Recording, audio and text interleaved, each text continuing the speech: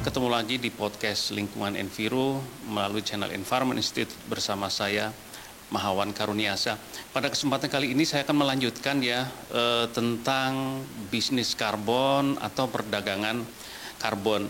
Jadi karena ada aturan baru dan ada beberapa hal penting yang ingin saya sampaikan. Pertama, kepada para peminat perdagangan karbon, kata kuncinya adalah hati-hati gitu ya, khususnya untuk perdagangan karbon luar negeri. Jadi yang pertama ingin saya sampaikan bahwa mungkin beberapa waktu sebelumnya, terutama tahun 2021, kita menggunakan apa yang disebut sebagai updated NDC gitu ya. Jadi waktu itu kita akan mengurangi emisi karbon antara 29% dan 41%. Nah, perdagangan karbon luar negeri itu adalah kita merujuk kepada reduksi emisi 41% itu. Itu yang pertama gitu ya. Nah, kemudian setelah itu ada aturan baru. Nah, oleh karena itu aturan baru ini menjadi penting karena awalnya tahun 2021 kita mengacu kepada angka 29% dan 41%, sekarang beda lagi, kita mengacu kepada angka reduksi emisi 32% dan 43%. Artinya apa? Kalau yang kerjasama dengan luar negeri, yang melakukan perdagangan dengan luar negeri, maka reduksi emisinya harusnya minimal adalah 43%. Tadinya 41%. Jadi kalau ada yang masih menggunakan angka yang lama, kemungkinan ya bisa rugi gitu ya, bisa rugi karena aturannya yang harus ditahan untuk hak atas karbon untuk Indonesia adalah 43% reduksinya gitu ya. Jadi lebih dari itu bisa dijual, tetapi kalau yang masih mengacu yang lama hati-hati karena angka yang lama adalah 41%. Itu untuk aturan sampai hari ini. Nah, setelah itu akan ada aturan baru lagi yang direncanakan tahun 2025 akan dikeluarkan apa yang disebut sebagai second NDC.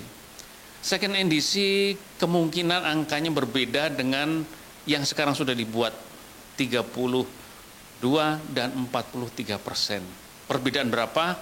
Belum tahu. Saya sudah memberikan saran range angka yang bisa digunakan oleh pemerintah untuk reduksi emisi pada aturan yang baru, yaitu second NDC. Second NDC akan dikeluarkan tahun 2025.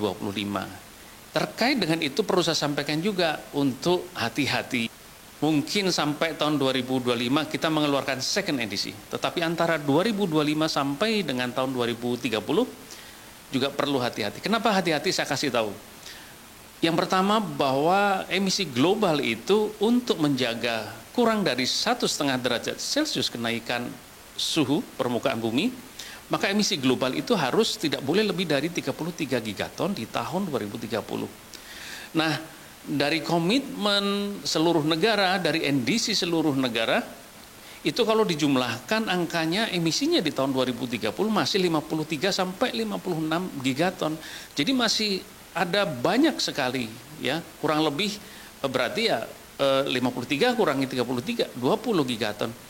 Nah, itu akan menjadi dasar untuk menuntut semua negara, termasuk Indonesia, untuk berkontribusi pada upaya global.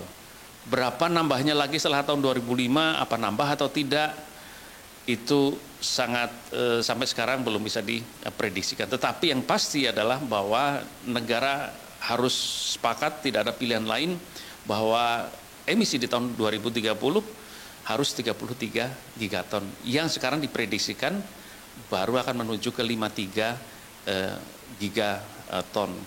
Oke ya teman-teman, dengan adanya kondisi global seperti itu, maka bagi teman-teman yang sedang atau merencanakan untuk melakukan perdagangan karbon harus hati-hati melihat angka itu. Karena prinsipnya adalah perdagangan karbon ditujukan untuk mengurangi emisi gas rumah kaca gitu ya.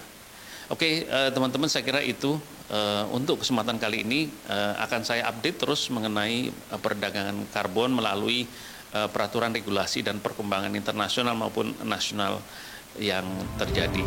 Sampai ketemu lagi, terima kasih.